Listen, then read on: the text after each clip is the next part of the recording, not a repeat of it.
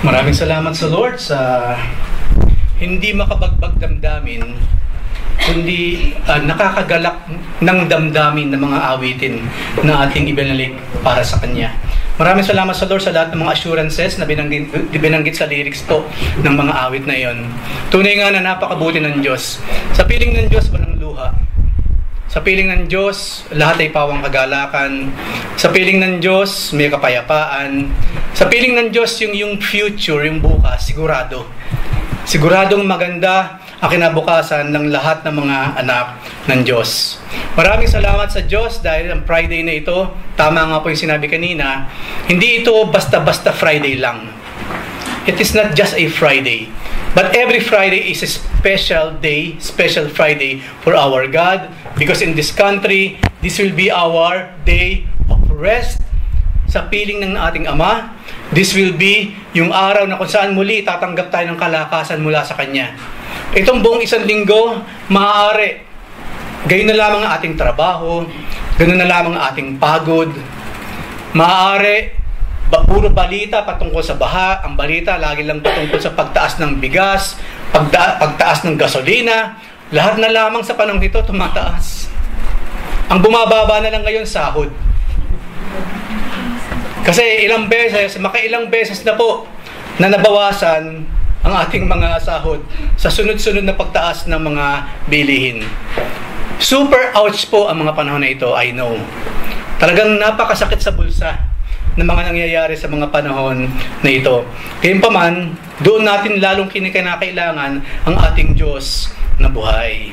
Kaya today, tayong lahat ay maghanda upang muli nating tanggapin ang lahat ng mga spiritual na pagpapala, maging yung kanyang mga physical blessings for all of us. So maraming salamat o Diyos sa mga sandaling ito. Yan. Medyo in-stretch ko po kasi nagsisimula pa lang yung aking gadget. Nalimutan ko pong buksan kanina.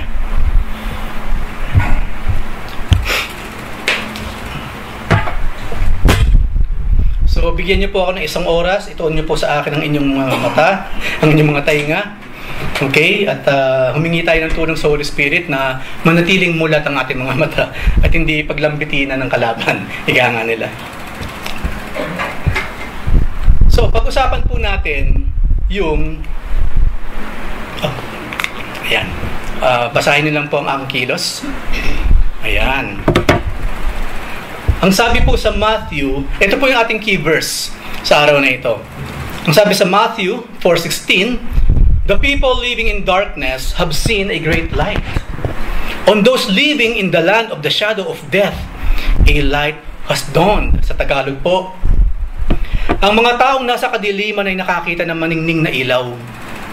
Sa mga nakatira sa lilim ng kamatayan ay sumikat ang liwanag. Doon po sa Israel, meron talagang lugar doon ng tawag, yung the valley of the shadow of death. Di po ba sinabi ni David yun eh? Diba? The Lord is my shepherd, I will not want. Even though I walk through the valley of the shadow of death, I will fear no evil, for the Lord is with me. At ito pong mundong ginagalawan natin, it's so dark. We are now in the valley of shadow.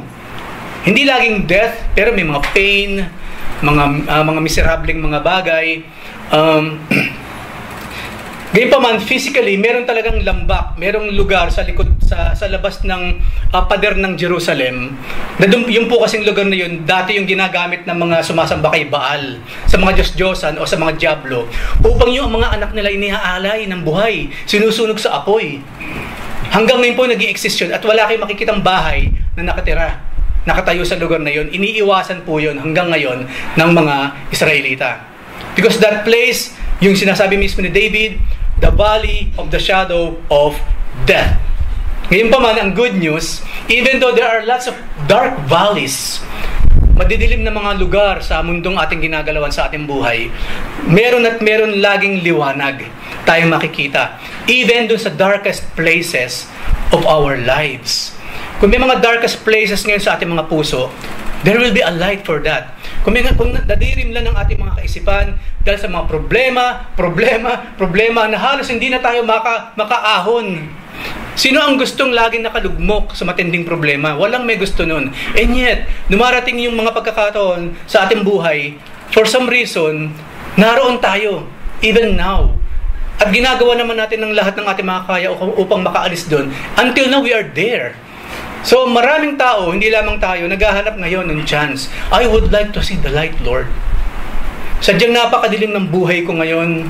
Ang aking puso, ang aking isip na dirimlan. Lord, I need to see your light. So, we will talk about this light.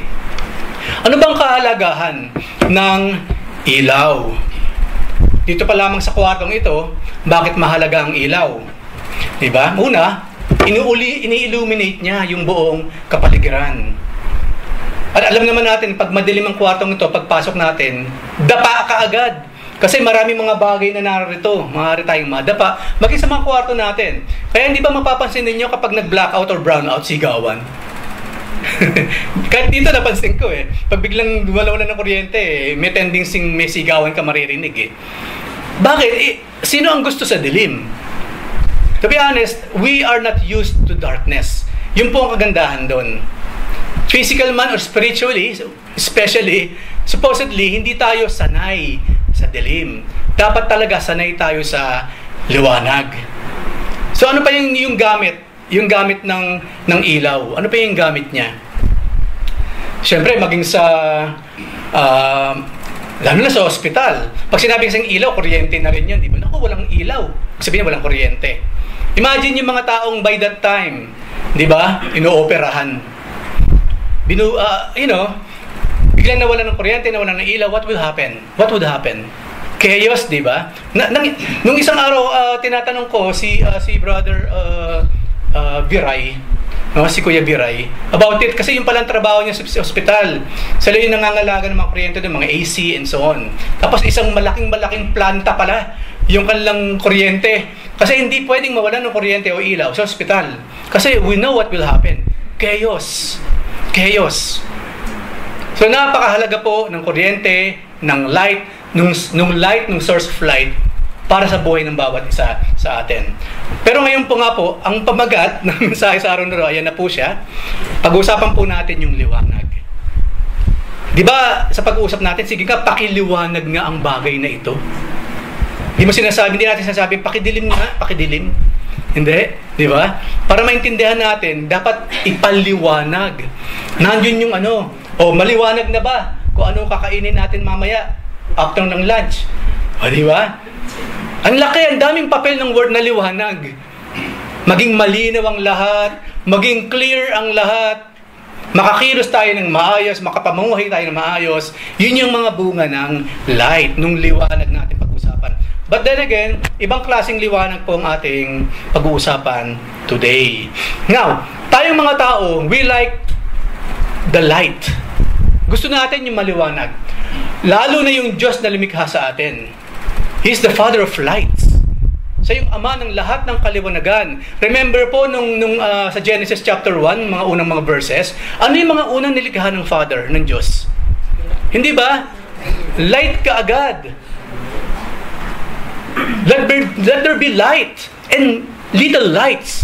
Ang isa sa mga unang nilikha ng ating Ama, yung malaking liwanag which is the sun, at yung maraming suns or stars around, saka yung mga maliliit na mga stars na nag-aano rin ng liwanag, nagbibigay. Yung buwan, hindi man siya nag-i-emit ng liwanag, nagbabounce. Diba? Nagkakaroon ng indirect illumination through the moon. Kapag tumama yung ilaw ng araw sa buwan, bumabalik din naman sa atin. Kaya nga sa gabi, di ba, I don't know kung ngayon nangyayari pa rin yun, masarap maglakad sa gabi kasi ang liwanag mismo nanggagaling sa buwan. Kasi ngayon kasi hindi na rin hindi na rin ganun kadalas. So kung mahal ng Ama, ng ating Diyos ang liwanag, kung gusto natin ng liwanag, there is someone who hates it. At napaka abnormal para sa isang tao, sa isang or anything na mas gusto niya sa dilim. Ayan. And that is walang iba kundi si Satan himself. Satan hates the light. Kaya ang ginawa ni Satan ngayon because of the sin, nung pumasok ang sin sa buhay, sa sangkatauhan, ang sabi sa ikalawang mga taga-Korinto 4:4, bakit daw yung mga tao, ilang beses man niyayaya sa church, ayaw? Bakit kaya may mga tao, pag naisama mo na sa church, for some reason, iba yung nagiging dating sa kanila at ayaw nila lang bumalik? Bakit may mga tao, Ang sarap namang mamuhay ng legal, nag-i-stay sila sa illegal. Right? May gamot naman sa mercury drug, pero ibang drugs yung gusto nila. Marami namang inumin ngayon, sabaw ng buko, i-convert pa syempre sa alcohol yun. Ayun, napanood namin kahapon pala, may nangyari. Isang katerba namatay sa pag-inom ng lambanog. Siyempre, hindi lahat ng lambanog. Pero ang point kasi doon, bakit kasi kinakailangan pang kada alas 5 ng hapon, nagiinuman sila? Alam niyo, naisip ko doon, makita ko yun, mayayaman talaga ang mga Pilipino. Ang daming mayaman talaga. No? Imagine that, hindi kasi mas mura naman yun, yung pulutan naman siguro, baka kropek lang, o mga pinritong mga kung ano-ano dyan. But then again, una, they have the time para mag-inuman. Pangalawa, may pera silang pang-inom. So sabi ko, napakamapalad ng mga taong ito. No? Parang wala silang concern sa buhay. At meron silang time sa mga ganon. To the point, kada umiinom po ang tao, kawawa ang ating liver. Liver po ang Bakit may hangover? Ganito pala yung feeling ng may hangover. Sarap pa, ganito pala siya. Hoy, kaya po tayo nagkakaroon ng hangover, sakit ng ulo kinabukasan. Winawasak po kasi natin using alcohol yung ating mga liver. Pag ang liver po nasira, sira na rin tayong lahat. Ang buong katawan natin wasak. Party po yun ng kadiliman. No? Wala naman siguro nag-Bible study, nagtatagayan, ano? Siguro kape pwede pa kasi madalas namin ginagawa yan. So, bakit ganun sila? Bakit ang dami-daming pwedeng gawing mga, ano ba tawag dito, mga productive na mga bagay, pwede namang magbasa.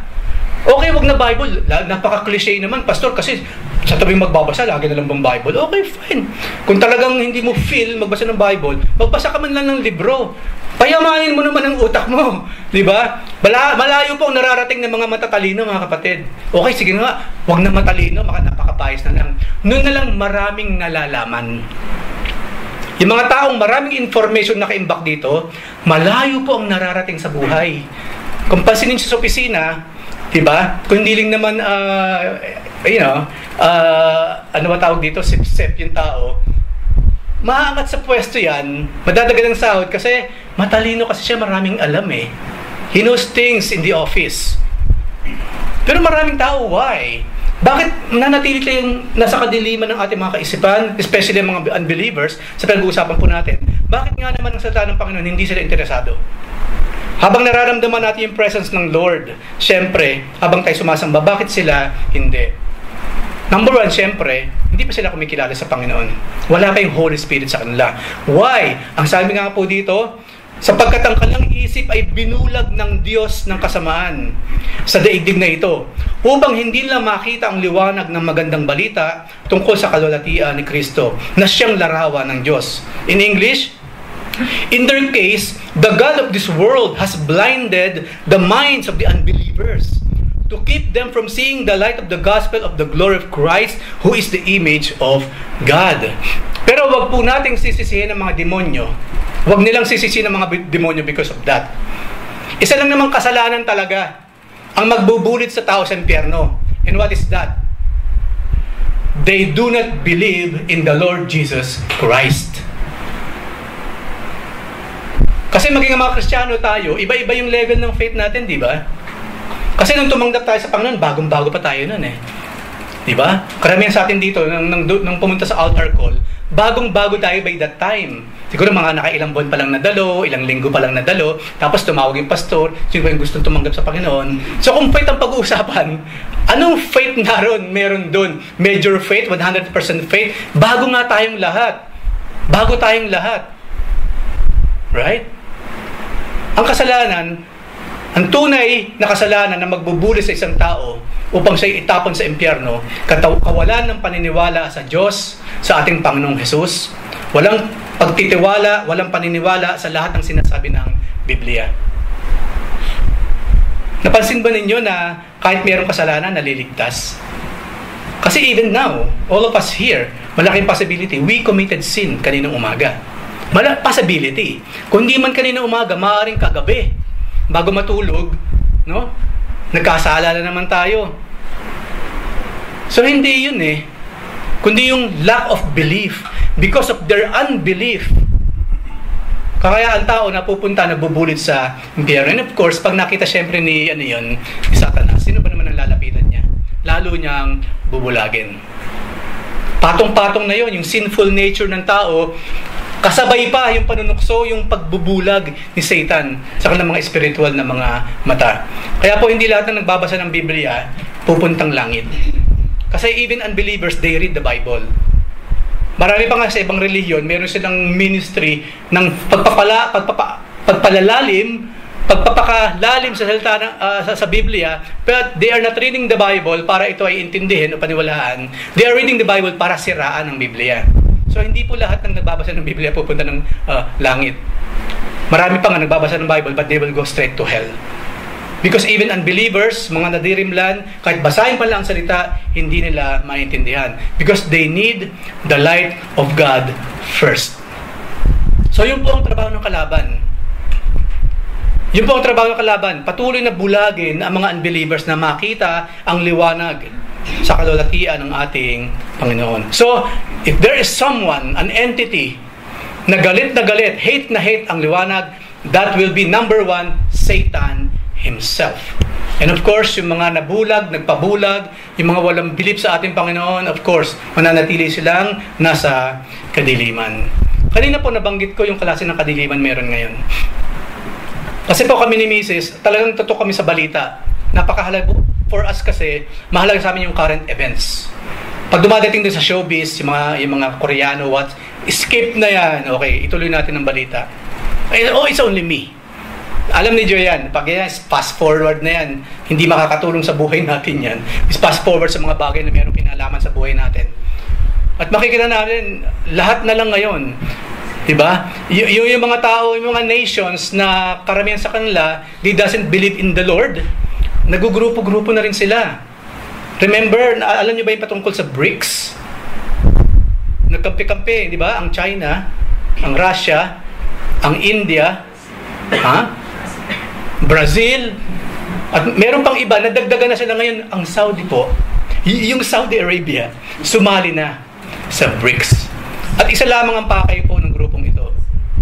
Ibagsak ang dollar. Sila na yung bago ngayon na New World Order. They will be the New World Order na habang papabagsak ang Estados Unidos, sila ngayon yung tatayo. Now, mga kapatid, itong mga pangyayaring ito, hindi ito nangyari lang. Pinag-aaralan natin Book of Revelation. Anywhere in the Bible na babasahin natin ng Biblia, may sinasabi patungkol sa mangyayari sa hinaharap. And these things are happening right before our own very eyes. So naniniwala ko maraming panahon para magbasa ng current events, para manood ng current events, para makinig sa current events. Do it! You're not doing it only for yourselves. You're doing it for your children. As sa mga susunod pang mga henerasyon. Upang sila man, maipasa natin sa kanila yung pagiging aware, yung pagiging sober, yung pagiging vigilant. Sinabi sa Bible yan, sinabi sa Peter, be sober, be vigilant, because the enemy, ang sabi doon, is lurking, walking around, looking for someone he may devour. At madaling nakakahuli, siyempre, ng prey ang predator, kapag una, yung hinuhuli niya, nakalayo sa kawan. Pangalawa, mahina. Pangatlo, out of place. Imbis na nasa liwanag, doon siya sa dilim. So, then again, hindi ko na po pahaba itong part na ito. Maging ano po tayo, yung information, saluhin natin, libre naman. No? Makinig tayo ng balita. Tignan natin what's happening around the world, what's happening sa Israel, the timetable of God, what's happening on that place right now. The world will be different soon. This world will be different very, very soon. And maybe, baka hindi pa ninyo nababalitaan, noong mga nakarang araw po, nagbukas na yung first ever Bank of China here in this country. Ganun na sila magkasama. And we know that country, even their symbolism, they are dragons. Napansin niyo po ba? Yung mga yan, dragon, ang kanilang mga iniidolo. Pag meron silang mga kasiyahan, no? Di ba dragon na nakikita natin? Hindi nagkataon yun, mga kapatid. Na this country, itong mga bansang yan, dragon ang kanilang parang pinaka-emblem. Meron kasing dahilan yun. Wala pong coincidence in history. Kung paano walang coincidence kang mababasa sa Biblia. Everything is a well-laid plan. And it's happening now. Very, very fast. Very, very fast. It's happening now. So kung ayaw nating madimlan ng ating kaalaman, ibukas natin ang ating sarili sa liwanag ng mga nangyayari sa paligid natin. Don't stay in the dark. Walang matinong tao mag-i-stay sa dark. Ang taong nasa katinuan, gusto niyang laging nandun siya sa liwanag and he knows what's happening around him or her. At ito nga po, anong sagot sa kadilimang ito? Of course, si Jesus ang ilaw at ang nagbibigay nito. Matthew 4:16, ang mga taong nasa kadiliman ay nakakita ng maningning na ilaw. Sa mga nakatira sa lilim ng kamatayan ay sumikat ang liwanag. Yung pala yung binabanggit doon. Even in the Old Testament, yung the Star of David, kailan natin siya makikita? Kailan siya sisinag? Ito pala yun. Siya pala yun, ang Lord Jesus Christ. Sa English po, the people living in darkness have seen a great light. On those living in the land of the shadow of death, a light has dawned. Diba? And that is of course our Lord Jesus Christ. Kasi binanggit yan ng mga pagkakataong ang Panginoon nagsisimula na siya sa kanyang ministry. And sa Isaiah po, binanggit din yan. Yung pong 400 silent years, from Malaki po kasi hanggang Matthew, 400 years ang pagitan nila. So 400 years po na hindi nagsasalita ang Diyos. Walang prophecies, walang ibang revelation, for 400 years. Kaya po sa 400 years na yon, doon lumabas iba't ibang mga empires. Until such time, ng panahon ni Jesus Christ, in His appointed time, yung Roman Empire na. Pax Romana na by that time. Ang nagahari ay yung empire ng mga taga-Roma. And it was very, very dark. For me, yun ang tunay na dark ages. Nung ang Diyos manahimik ng 400 years, that is the real dark ages. Imagine, 400 years na nahimik ang Diyos. Imagine that. Maring may mga tao, hindi naman naramdaman, no? Hindi natin, wala si Kristo sa kanila, how will they know? Kung hindi lang nararanasan ng Diyos sa kanilang mga buhay. Pero sa mga naniniwala sa Diyos, those 400 years, ilang lifetime yun? Sa aklat po kasi yung 70 years, lifetime na yon. Napansin po ba ninyo kapag pinarusahan ni Yahweh ang Israel, laging 70 years? Kung hindi 40, 70. Why? That is one lifetime. So, noon pa lang pala na yun, 70 years old talaga, isang lifetime na yon. Napakamapalad na lang yung lalampas talaga. Diba? Sa mga edad na yun. So, that is our Lord. 2 Corinthians, ikalawang mga taga-Korinto 4:4, sapagkat ang Diyos ang nagsabing mula sa kadiliman ay sisilang ang liwanag. At siya rin magbigay ng liwanag sa aming isip upang makilala namin ang kalulatian ng Diyos na nahahayag sa mukha ni Kristo. In English, for God who said, let light shine out of darkness, has shone in our hearts to give the light of the knowledge of the glory of God in the face of our Lord Jesus Christ. Now imagine itong mga declaration ng Biblia. To those people who doesn't believe in the Lord Jesus Christ, mga taong relihiyoso, mga taong tumutulong na mas mahirap, billions ang ibinibigay sa mga mahirap. Pero at the end of the day, they don't know the Lord Jesus Christ and they have no idea, wala silang panahon for these things about the Lord. Saan mapupunta lahat ng mga ginagawa nila? Kasi ang Lord mismo nagsabi, di ba? Tinuruan tayong manalangin ng Lord. Pag nanalangin daw tayo mga Kristiyano, huwag tayong gagaya sa mga pagans, sa mga heretics. Huwag tayong gagaya sa kanila sa panalangin paulit-ulit. Paulit-ulit.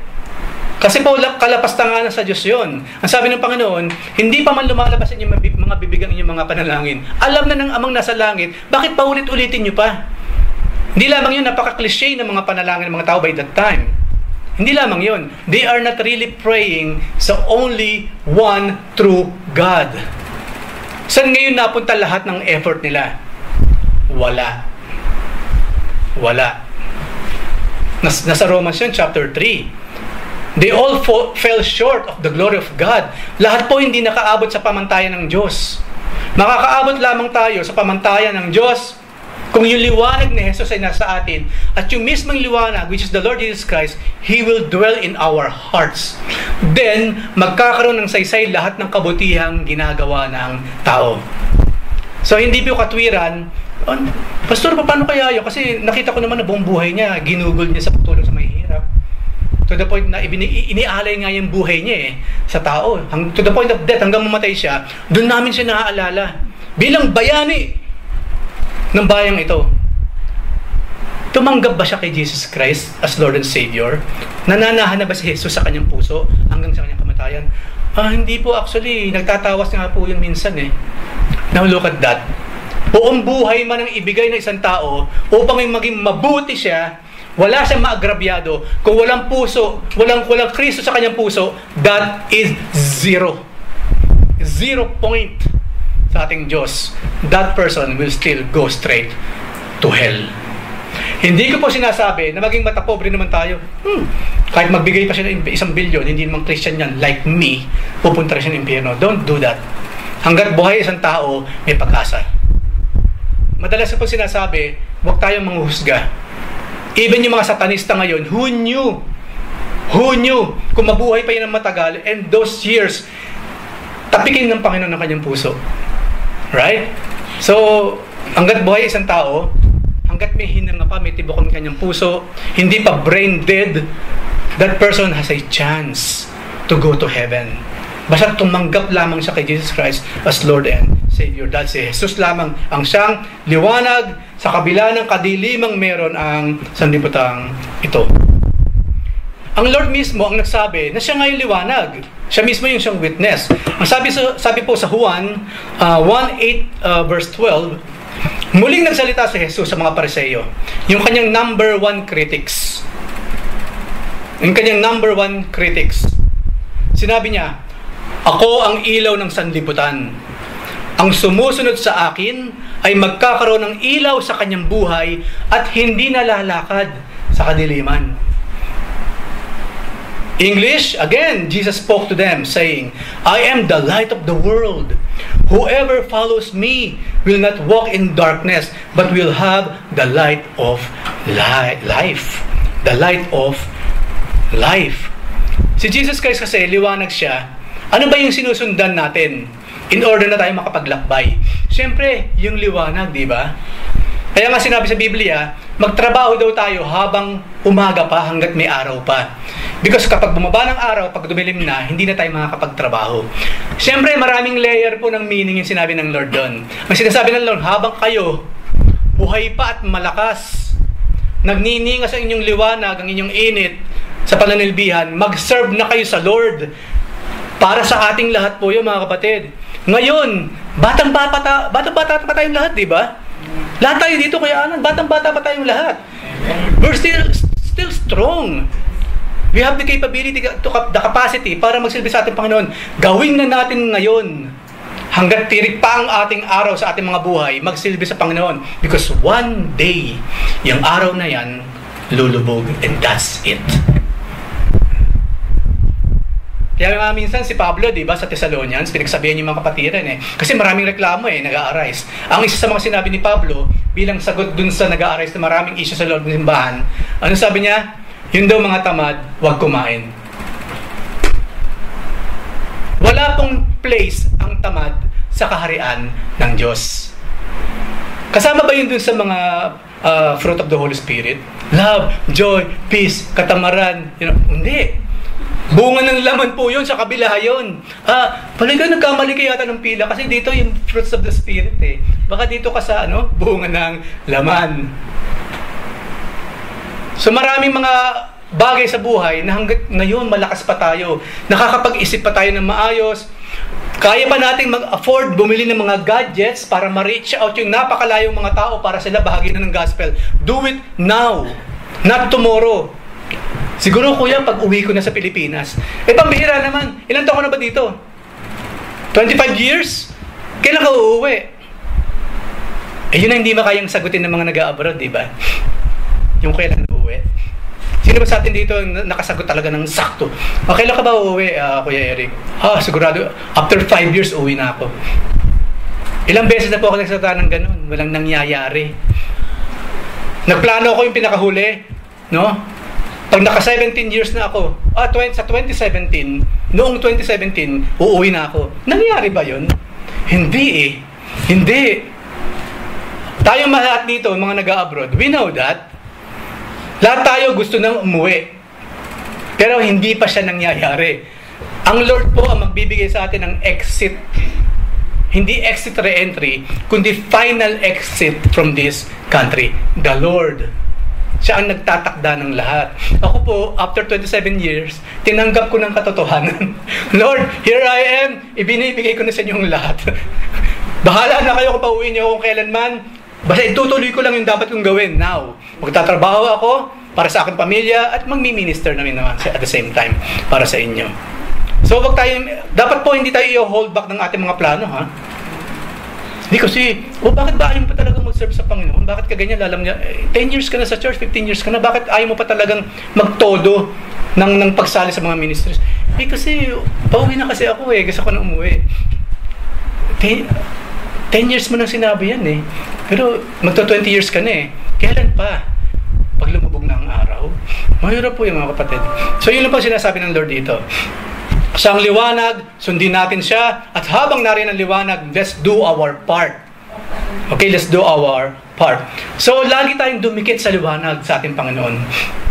Naalala niyo si Moses, nung minsan nag-usap sila ni Yahweh, 40 days dun sa bundok, sa Sinai. Di ba pagbaba ni Moses, nagliliwanag siya. Di ba? Hindi siya makilala. Yung mukha niya nagliliwanag na ganun. 40 days lang yan, mga kapatid. 40 days with God. Pagbaba niya, nagliliwanag na siya. Hindi ko sinasabing after 40 days, kapag puro tayo prayer and fasting, pwede mo nang gawing flashlight yung mukha mo pag madilim. I'm not saying that. Pero spiritually, ganun yung magiging lakas natin. Dumikit sa source ng power. Dumikit sa source ng energy. Dumikit sa source ng mga pagpapalang physical man or spiritual.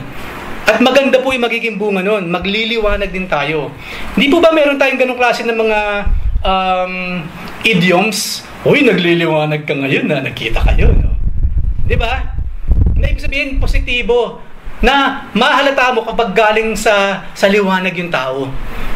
Kapag matagal siyang nasa piling ng liwanag, nasasabi natin na nakikita sa pagngiti. Uy, paano yung ngiti mo ngayon Di ba? Siguro, kita kayo, no? Right, ganun yun Masaya. Uy, supposedly, umiiyak ka na ngayon. Dati, konting kibot lang, iyakin ka Di ba? Minsan nga, wala pang problema, paparating pa lang, umiiyak ka na Pero ngayon, nandiyan ang problema, masaya ka pa rin. Ano nangyari? Di ba? Yun po yung epekto ng laging nasa liwanag. Laging sumusunod sa liwanag. And that is the Lord Jesus Christ. Nasa kabila ng lahat. Kasi, nandiyan ang liwanag, andyan tayo, sumusunod. Yung paligid natin, mayroong mga bandang malayo, dumidilim na rin yun Stay in the light. Stay in the path of the light. Diba? Stay with the light. The Lord Jesus Christ, hindi po siya light bearer. He is the light Himself. Alam niyo po ba yung mga magagaling mga believers, ano yung pakiwarin na sa nangyari kay Moses? Kasi nga pagbaba ni Moses, nagliliwanag daw, ay, radiation yan, radiation. Kasi paniniwala nila, alien daw yung kausap ni Moses doon. Alam niyo po ba yan? Yung mga naniniwala sa UFO, si Elijah daw, yung chariots of fire daw, UFO daw yung dinala siya sa kalawakan or what. Imagine yung ganong klaseng kadilim na isip. Kasi Moses daw radioactive by that time. It's so ridiculous. So ridiculous. Kasi kung talagang radioactive si Moses, una, patay na siya. Pangalawa, lahat ng mga tao doon, patay lahat because of that radiation. Pero yun ang para sa kanila. Yung mga taong madilim ang isip, maging yung mga bagay na napakaliwanag na, madilim pa rin for them. But not us. Hindi po tayo mga Kristiyano. So, since ang ating Panginoon na siyang nakaluklok sa ating mga puso, ang siyang liwanag, yung mismong liwanag, ano naman ngayon ang papel nating mga Kristiyano? Na laging nakatabi, sumusunod doon sa light, which is the Lord Jesus Christ. Of course, tayo ay ilaw para naman sa kalulatian ng ating Panginoon. Matthew 5:14 hanggang 16, babasahin ko po. Diretsahan, sinabi ni Jesus Christ, kayo ang ilaw ng sanlibutan. Di ba tayo nga raw yung light and salt? Pero magpo-focus tayo sa light. Okay? Tayo mga kapatid, kung nandun tayo by that time, kasama tayo sa itinuturo ng Panginoon. Oh, ikaw, Japs, oh. Bakit hindi pa tayo makapaniwala? Ha? Ako, light? Once the Lord declared us as light, we are light. Not by might nor human power, but by the Spirit of our living God, we are the light. Wala po sa ating sinuman dito na righteous. Pero why we are called righteous? Dahil pinaging righteous tayo ng Diyos. Imputed righteousness. Wala sa atin dito na holy, as in 100% holy. But we are holy. Why? Because God imputed holiness upon us. Kaya nga po sinabi sa Biblia, yung tagumpay ni Kristo, tagumpay na rin po natin yun. Yung 10 Commandments na hindi natin masunod, sabi nga sa Bible, di ba? Kapag nasunod mo yung siyam nasunod mo, pero yung isa hindi mo nasunod, para mo na rin hindi nasunod lahat. Sino tayo para masunod lahat yun? Kailangan pala 10 talaga. Gagamitin ko yung term, it's impossible for humans na masunod po yung 10 Commandments. And yet, napagtagumpayan, nasunod ni Jesus Christ ang 10 Commandments. So, nang tanggapin tayo ng Panginoon, nang siya'y lumuklok sa ating mga puso, nasunod na rin natin yung 10 Commandments. Okay? So yes, i-aim pa rin natin. Let's strive na masunod yung 10 Commandments. Even though alam natin, hindi natin siya marireach, makukuha ng lahat, but still, strive through the Holy Spirit. At the same time, nariyan pa ang Panginoon na nagsabing, napagtagumpayan ko, napagtagumpayan na rin naman ninyong lahat, nating lahat. So, tayo na raw yung ilaw ng sanlibutan. Ang sabi dito, bilang ilaw ng sanlibutan, all of us, ano raw tayo, isang lunsod na nakatayo sa ibabaw ng burol ay hindi maitatago. Di ba maraming cities ngayon, tanaw mo sa malayo kasi mataas yung pwesto niya? Ganun daw tayo mga kapatid. Ganun yung klaseng liwanag na meron tayo. Hindi maitatago. No, mamaya pa pag-usapan pa natin to, basahin ko ng buo, then, okay. Hindi maitatago. Wala din namang taong nagsisindi ng ilaw at pagtapos ay inilalagay yun sa ilalim ng malaking takalan. Sa halip, hindi ba? Inilalagay yun sa talagang patungan upang matanglawan ang lahat ng nasa bahay. Gayon din naman, dapat ninyong paliwanagin ang inyong ilaw sa harapan ng mga tao upang makita nilang inyong mabubuting gawa at papurihan ng inyong amang nasa langit. So, kanina nagbigyan pa ng analogy. Kasi alam na natin tayo raw yung ilaw. Dapat daw, let our light so shine before men that we may glorify our Father who is in heaven. Yun po kasi ang bunga ng ilaw ni Kristo sa atin. Mabubuting gawa. Malinaw po dyan. Di ba? Paliwanagin ang inyong ilaw sa harap ng mga tao upang makita nila ang inyong mga mabubuting gawa. So, good works. Ngayong pong ilaw na tayo, ngayong ligtas na tayo, makita sa buhay natin, sa attitude natin, sa character natin, yung pagiging mabuti. Mga mabubuting gawa sa ating mga buhay. Kaya nga po, I know it's almost near impossible, but it's still possible sa ating Panginoon, yung sarili nating mga attitudes.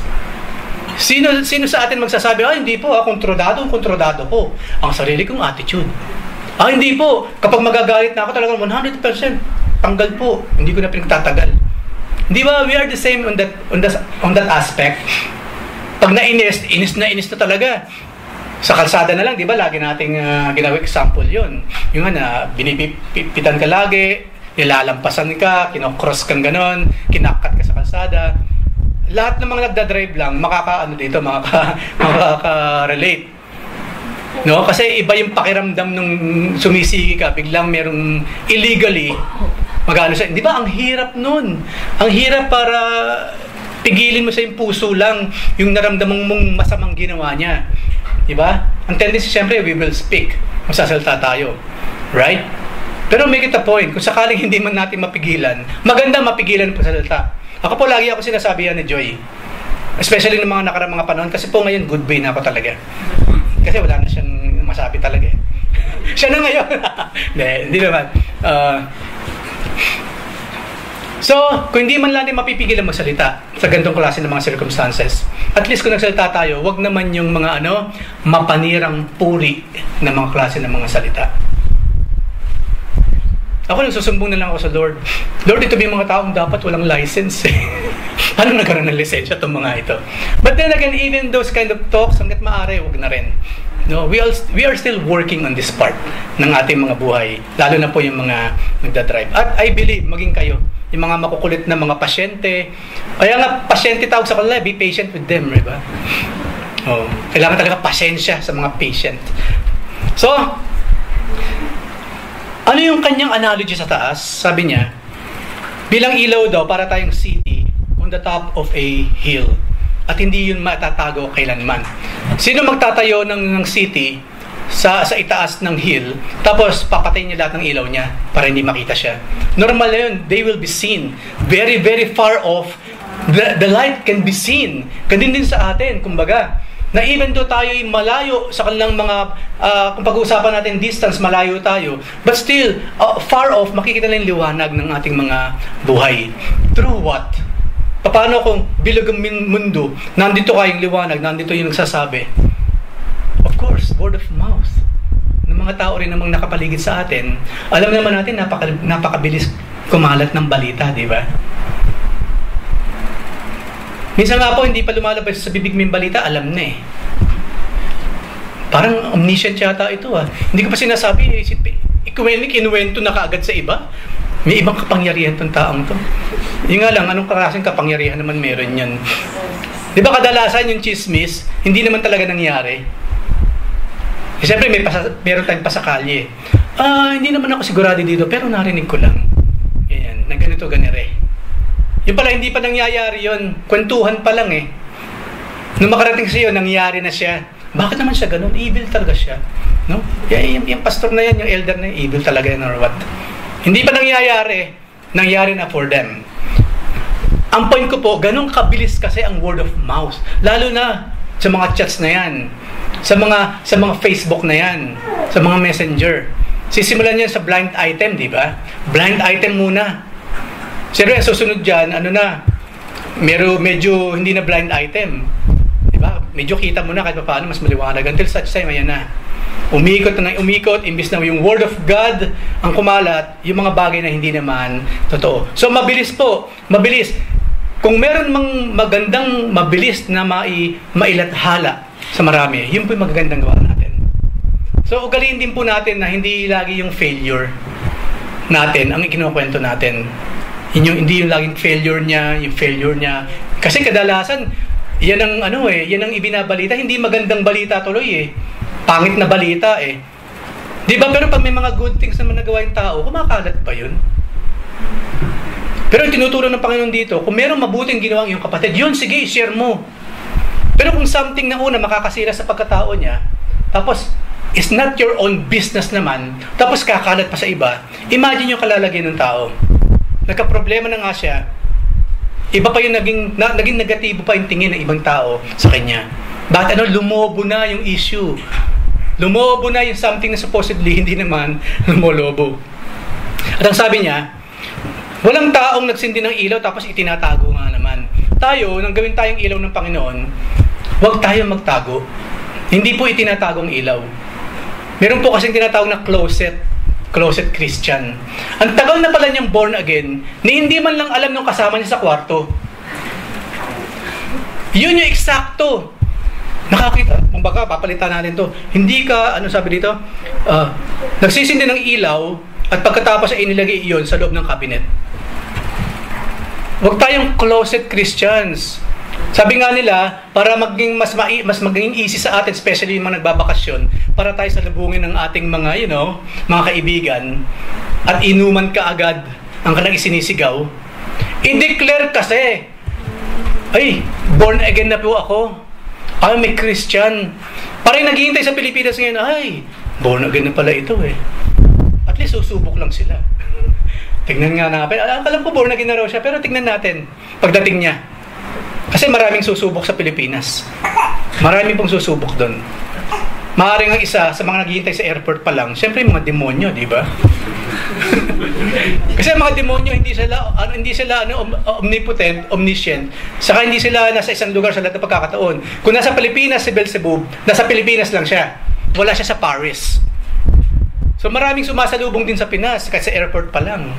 Declare it, I'm a Christian. Dito pa lang, mag-post ka na ng mga Bible verses, kaysa mga chismis, kaysa mga Koreans na naman na hindi maintindihan. Yung Word of God, ay, mukhang nagbago na talaga siya. Huwag na natin gulin ang buhay niya. Let him be sa pagiging Kristiyano. Malaki magiging epekto nun, nung declaration na tinatawag. Declare that we are now the light. Now, not the kind of darkness na tayo ay nung araw, ganoon. So, bakit natin gagawin yon? Para sa kalulatian ng ating Amang nasa langit. Ephesians 5:8-14, ang sabi po, dati, kayo or tayo ay nasa kadiliman. Ngunit ngayon nasa liwanag na. Walang kaduda-do po ito. Ano to? Declaration to ng Biblia. Tayong meron ng Kristo sa puso, tayo nasa liwanag na. Bakit? Sapagkat kayo'y nasa Panginoon, doon sa source of light. Mamuhay kayo ngayon ng nararapat sa mga taong nasa liwanag. Siguro naman po, since mga mature na tayo dito, alam naman po siguro natin kung ano examples ng mga taong namumuhay sa dilim, di ba? Kinakailangan ko bang ipaliwanag yan? We all know this. We know these things. May mga lugar, di ba, na alam natin yung nasa dilim. Because they are doing things na magagawa lang nila kapag nasa dilim sila. Right? Patay mo yung ilaw. O bakit naman? Nakakaya kasi pag may liwanag. Pero gagawin pa rin. Yun nga lang, dapat madilim.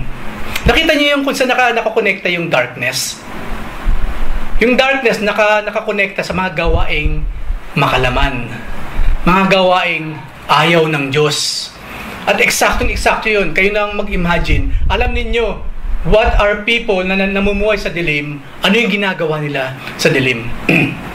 No? Maging pagbebenta ng mga drugs, di ba? Even though ngayon, wala na nga silang pakialam eh. Harap-harapan eh. Pero then again, mas marami pa yung gumagawa. Siyempre, doon tayo sa gilid, sa kanto, sa singit-singit ng para hindi tayo mahuli. So we know these things. Alam naman natin yan, lahat naman siguro tayo naranasan yan. So, iwasan po yung mga bagay na yan. So, mamuhay tayo ngayon nang nararapat bilang isang taong nasa liwanag. Ano raw yun? Sapagkat pawang mabuti, matuwid, at totoo ang ginagawa ng namumuhay sa liwanag. Tatlo po. Merong maliwanag na senyales. Visually, makikita natin kung isang tao tunay na nasa liwanag. Hindi lamang sa meron na siyang tag na Christian. Hindi po enough yun nakalagay Christian. Hindi po natin pinagbabawal yung mga t-shirt na I am born again. I am Christian forever. Walang problema doon, sige po. Pero make sure naman na bigyan naman natin ng justice yung mga isinusuot natin. Di ba? Nung kailan lang, di ba, yung meek, pinaalalahanan ko eh. Huwag natin kalilimutan ng meaning ng meek. Hindi yung basta maamo lang, na sa sobrang amo, nakakatulog na. Hindi. Men of what? Encouragement, enthusiasm, and knowledge. Pangatawan natin yun, mga meek. Dapat full of knowledge tayo. Nag-i-encourage tayo. May enthusiasm. Uy, meeting na, may meek na. Dapat kitang-kita mo talagang hindi makapaghintay sa meeting ng meek. Hindi ko na sasabihin kung ano nangyayari sa tuwing may meeting, pero pangatawan ninyo yun. Diba? Kasi ganun daw. Meron kang makikita sa isang taong tunay nasa liwanag, ulitin ko po, mabuti, matuwid, at totoo. Yan po ang ilan lamang sa senyales sa mga nabubuhay sa liwanag, nag-i-stay sa light. Hindi lamang yun. Pag-aralan ninyo kung ano ang kalugod-lugod sa Panginoon. Pinag-aaralan pala siya. Kasi maraming tao napaka-creative pagdating sa kalukuhan. Oo. Napaka-creative mo talaga. No? Puro ka kalokohan. Hindi ba pansinin niyo yung mga tayo sa television ngayon? Pagdating sa kalokohan, napaka-creative. Hindi nawawalan ng idea. Sa TV na lang, sa mga sa inyo, mga nanonood ng mga noontime shows. Di ba? Nandigan niyo. Pagdating talaga sa kalokohan, itong mga ito, lagi may bago eh. Ang sabi dito, maging creative tayo, paano naman nating malululahati ng ating Panginoon? So, dun po natin gamitin yung pagiging creative. Saka sabi niya, huwag na kayong makisama sa mga taong gumagawa ng mga bagay na walang ibinubungang kabutihan, or huwag na raw tayong sumama, mga liwanag, sa mga taong nasa dilim at gumagawa ng mga bagay sa mga taong nasa dilim. Piliin po, pinipili ang kinakasama, mga kapatid, pinipili po. Ilang beses sinabi sa Biblia yan. Evil company corrupts good habit. Napansin ko dyan dati, nung bago pa lang dito yun, bait-bait yan. Pero nakasang linggo na siya sa piling natin, ba't nagkaganyan siya?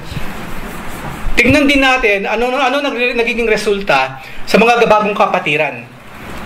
Tingnan din natin, parang napansin ko, imbis na mas bumait to, parang naging salbahe pa yata na makasama dito sa tsambahan to or what.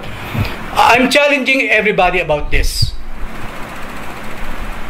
As of now, I'm serious. Especially po sa mga baguhan.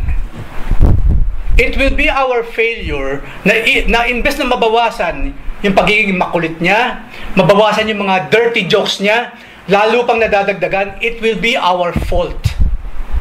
Our fault. Yung mga dating inosente sa mga kalokohan, ngayon mas marami mong alam na kalokohan because of us. It is our fault. Our failure as a church.